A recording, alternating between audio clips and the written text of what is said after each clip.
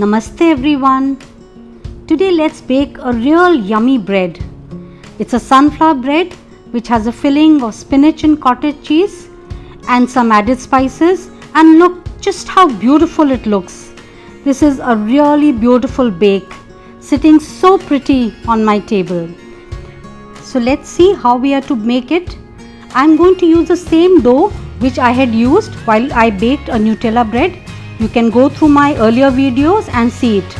So I have taken 2 roundels and rolled them into 2 big rounds, chapatis of the same size.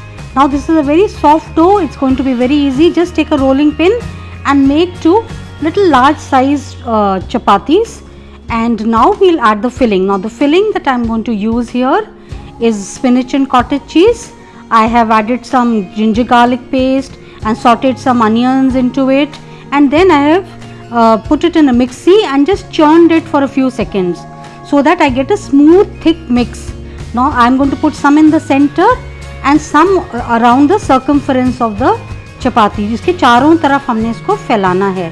कुछ थोड़ा सा बीच में रखना है और बराबर से थोड़े से आधा इंच छोड़ते हुए किनारों से इसको पूरा एक राउंडल बना देना है. हमने चारों तरफ इसको फैला देना है और बराबर होना चाहिए, क्योंकि ये इनमें हमारी पेटल्स में ये नज़र आएगा. और इसके ऊपर जब ये हो जाए, ये जो मैंने दूसरी रोटी बेल के रखी है, ये इसको मैं ऊपर बना दूंगी.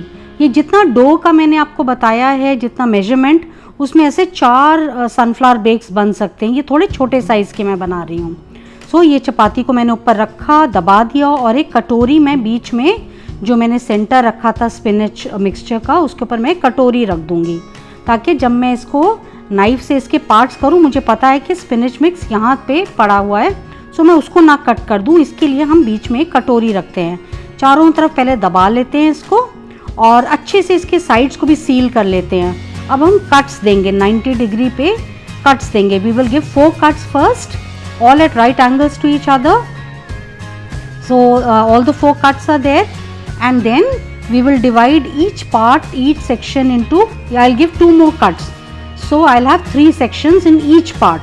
So there will be 4 such parts. ऐसे 4 हिस्सों में मैं 2-2 कट और देती रहूँगी. ये देखिए, ये पेटल्स बन गए हैं.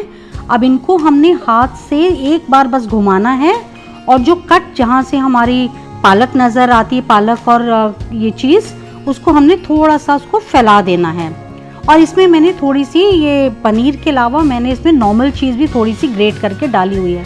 फिलिंग आप कोई भी बीच में डालिए, ये आपकी मर्ज़ी है. सो ऐसे करके हर पेटल को थोड़ा सा मोड़ते हुए और उसका कट वाला हिस्सा ऊपर दिखते हुए, और उसको साइड से पिंच करिए ताकि पेटल्स की शेप बहुत अच्छी आए, क्योंकि बाहर की तरफ से बहुत फ्लैट और ब्रॉड है.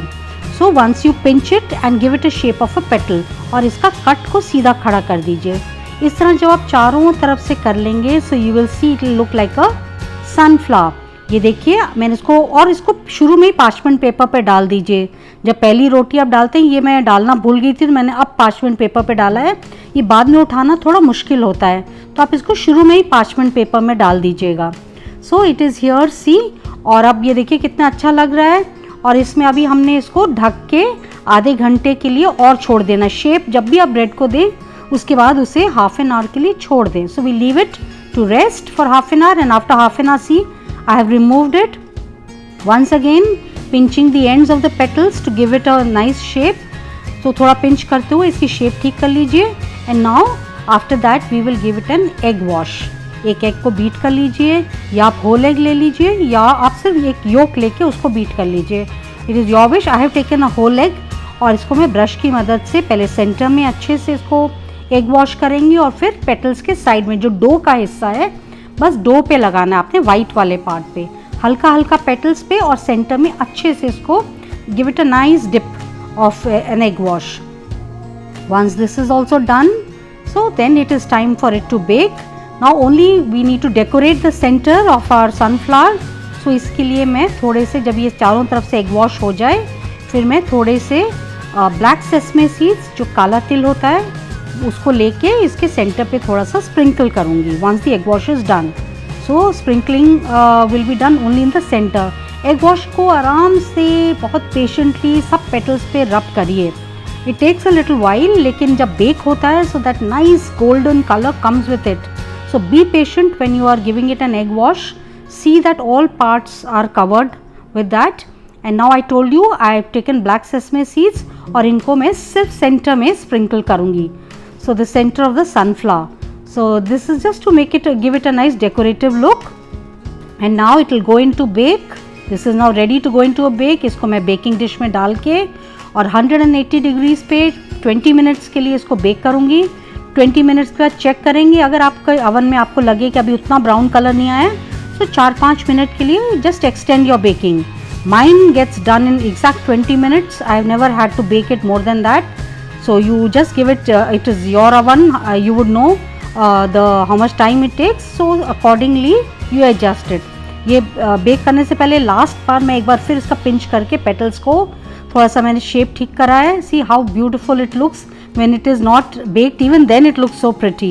So and you will love to see it once it is baked and it is out of the oven. Look here, that golden color of the sunflower that comes with that egg wash, and it is baked so beautifully.